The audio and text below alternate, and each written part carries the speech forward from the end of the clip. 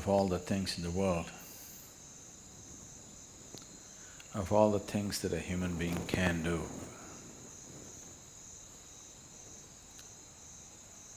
why yoga?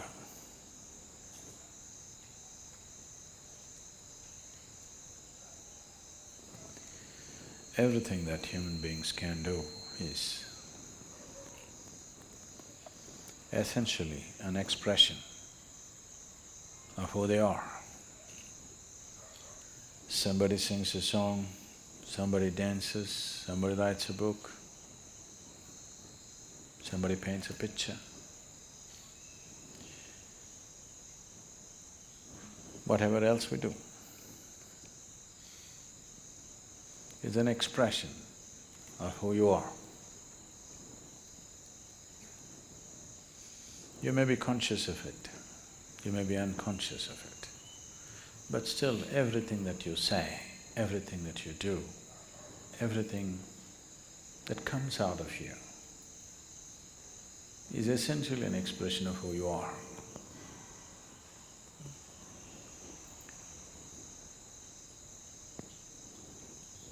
So yoga, in that way, is diametrically opposite to this, because it's not an expression of who you are. It's about determining as to who you are. It's about determining as to what you want to be. Changing the very fundamentals of one's existence. Today, there is substantial medical and scientific evidence to show that the very fundamentals of the activity of your brain, your chemistry, even your genetic content can be changed by practicing different systems of yoga.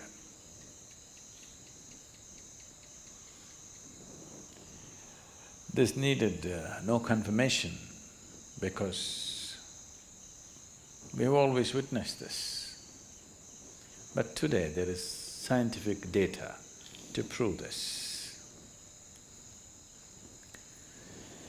So this is not an expression of who you are, this is about determining the nature of who you wish to be,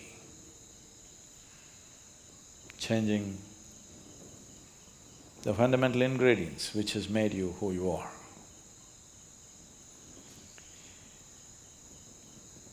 So yoga as a system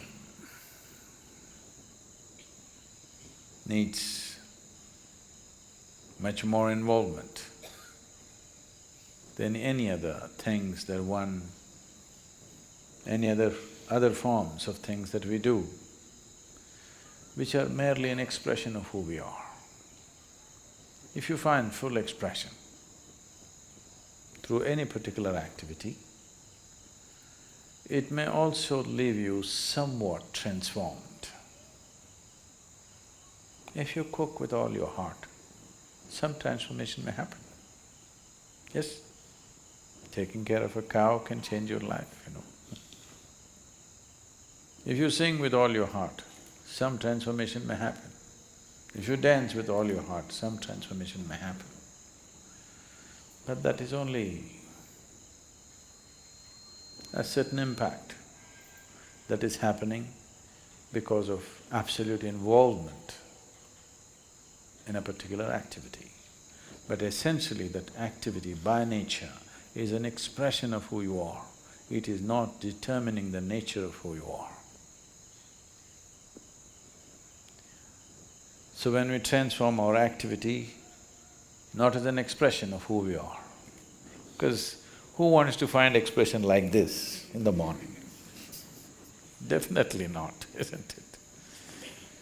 So, it is not an expression, it is a method, it is a means, it's a technology through which you can change the shape of who you are.